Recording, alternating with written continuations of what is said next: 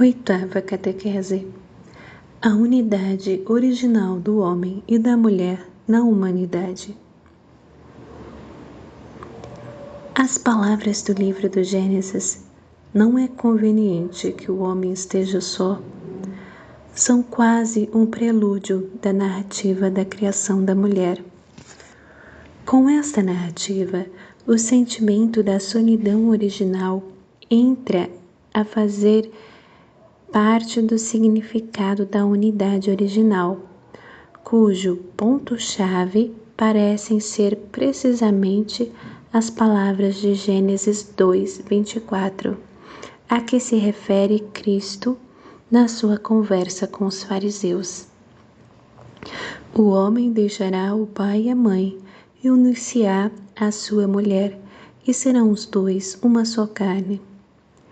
Se Cristo, referindo-se ao princípio, cita estas palavras, convém-nos precisar o significado dessa unidade original, que mergulha as raízes no fato da criação do homem como macho e fêmea.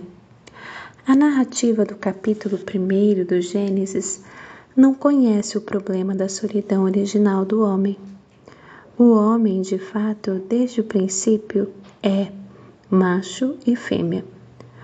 O texto javista do capítulo 2, pelo contrário, autoriza-nos, em certo modo, a pensar primeiramente apenas no homem, na medida em que, mediante o corpo, ele pertence ao mundo visível, mas ultrapassa-o. Depois faz-nos pensar no mesmo homem, mas através da duplicidade do sexo. Corporeidade e sexualidade não são simplesmente idênticos. Embora o corpo humano, na sua constituição normal, traga em si os sinais do sexo e seja, por sua natureza, masculino ou feminino, todavia, o fato de o homem ser corpo pertence à estrutura do sujeito pessoal mais profundamente que o fato dele ser, na sua constituição somática, também macho ou fêmea. Por isso, o significado da solidão original, que pode referir-se simplesmente ao homem, é substancialmente anterior ao significado da unidade original. Esta última, de fato, baseia-se na masculinidade e na feminilidade, quase como sobre duas diferentes encarnações, isto é, sobre dois modos de ser corpo, do mesmo ser humano, criado à imagem de Deus. Seguindo o texto javista, no qual a criação da mulher foi descrita separadamente, devemos ter diante dos olhos, ao mesmo tempo, aquela imagem de Deus, da primeira narrativa da criação. A segunda narrativa conserva na linguagem e no estilo todas as características do texto javista. O modo de narrar concorda com o modo de pensar e de falar da época a que o texto pertence. Pode-se dizer, segundo a filosofia contemporânea da religião e da linguagem, que se trata de uma linguagem mítica. Neste caso, na verdade, o termo mito não designa conteúdo fabuloso, mas simplesmente um modo arcaico de exprimir um conteúdo mais profundo. Sem qualquer dificuldade, sob o extrato da antiga narração, descobrimos aquele conteúdo verdadeiramente admirável no que diz respeito às qualidades e à condensação das verdades que nele estão encerradas. Acrescentemos que a segunda narrativa da criação do homem conserva, até certo ponto, uma forma de diálogo entre o homem e Deus Criador, o que se manifesta sobretudo naquele período em que o homem, Adão, é definitivamente criado como macho e fêmea, Ish e Shah. A criação efetua-se simultaneamente, por assim dizer, em duas dimensões. A ação de Deus Javé, ao criar, desenvolve-se em correlação com o processo da consciência humana. Assim, pois, Deus Javé diz: não é conveniente que o homem esteja só, vou dar-lhe uma auxiliar semelhante a ele. E, ao mesmo tempo, o homem confirma a própria solidão. A seguir, lemos: então o Senhor Deus adormeceu profundamente o homem, e enquanto ele dormia, tirou-lhe uma das costelas, cujo lugar preencheu de carne.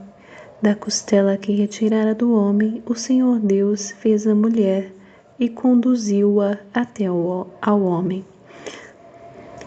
Tomando em consideração o caráter próprio da linguagem, é preciso, antes de tudo, reconhecer que muito nos faz pensar aquele torpor do Gênesis, no qual, por obra de Deus Javé, o homem cai em preparação para um novo ato criador.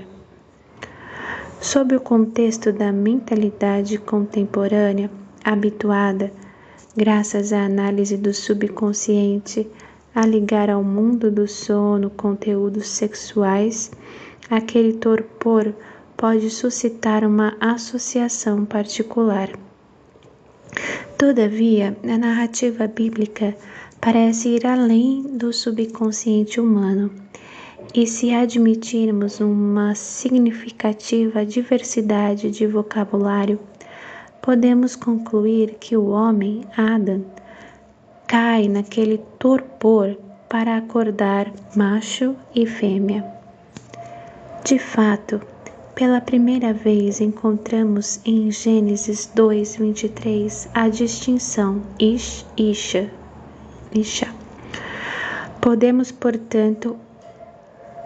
Talvez, portanto, a analogia do sono indique aqui não tanto um passar da consciência à subconsciência, quanto um específico regresso ao não ser.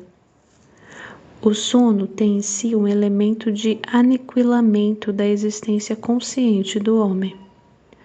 Ou seja, ao momento que antecede a criação, para que dele, por iniciativa criadora de Deus, o homem solitário possa ressurgir na sua dupla unidade de macho e fêmea. Seja como for, à luz do contexto de Gênesis 2:18-20, nenhuma dúvida há de o homem cair naquele torpor sem o desejo de encontrar um ser semelhante a si. Se podemos, por analogia com o sono, falar aqui também de sonho, devemos dizer que este arquétipo bíblico nos permite admitir como conteúdo daquele sonho um segundo eu, também ele pessoal e igualmente relacionado com o estado de solidão original, isto é, com todo aquele processo de estabelecimento da identidade humana relativamente ao conjunto dos seres vivos, animalia, na medida em que há um processo de diferenciação entre o homem e tal ambiente. Deste modo, o círculo da solidão do homem-pessoa quebra-se, porque o primeiro homem desperta do sono como macho e fêmea. A mulher é feita com a costela que Deus Javé tirara ao homem. Considerando o modo arcaico, metafórico e imaginoso de exprimir o pensamento, podemos estabelecer tratar-se aqui de homogeneidade de todo o ser de ambos, Tal homogeneidade diz respeito sobretudo ao corpo, à estrutura somática, e é confirmada também pelas primeiras palavras do homem à mulher recém-criada. Esta é realmente o osso dos meus ossos e a carne de minha carne. Apesar disso, as palavras citadas referem-se também à humanidade do homem macho. Devem ler-se no contexto das afirmações feitas antes da criação da mulher, nas quais, embora não existindo ainda a encarnação do homem, ela é definida como auxiliar semelhante a ele. Assim, pois, a mulher foi criada, em certo sentido, sobre a base da mesma humanidade, a homogeneidade somática, não obstante a diversidade da constituição ligada à diferença sexual. É tão evidente que o homem macho, despertando do sono genético, a exprime imediatamente ao dizer: esta é realmente osso dos meus ossos e carne da minha carne. Chamar-se-á mulher, visto ter sido tirada do homem. Deste modo, o homem macho manifesta pela primeira vez alegria e até exaltação, de que anteriormente não tinha motivo, por causa da falta de um ser semelhante a si. A alegria para com o outro ser humano, para o segundo eu, domina nas palavras que o homem macho pronuncia ao ver a mulher fêmea. Tudo isto ajuda a estabelecer o significado pleno da unidade original. Poucas são aqui as palavras, mas cada uma tem um grande peso. Devemos, portanto, ter em conta, e falo-emos em seguida, o fato de aquela primeira mulher, criada com a costela tirada ao homem macho, ser imediatamente aceita como auxiliar semelhante a ele. A este mesmo tema, quer dizer, ao significado da unidade original do homem e da mulher na humanidade, voltaremos ainda na próxima meditação.